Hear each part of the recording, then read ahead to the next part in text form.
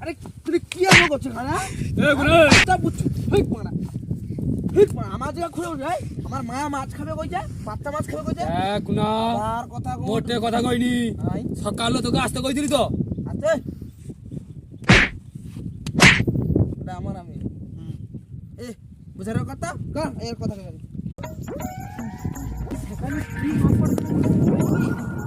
ছুটিয়া করে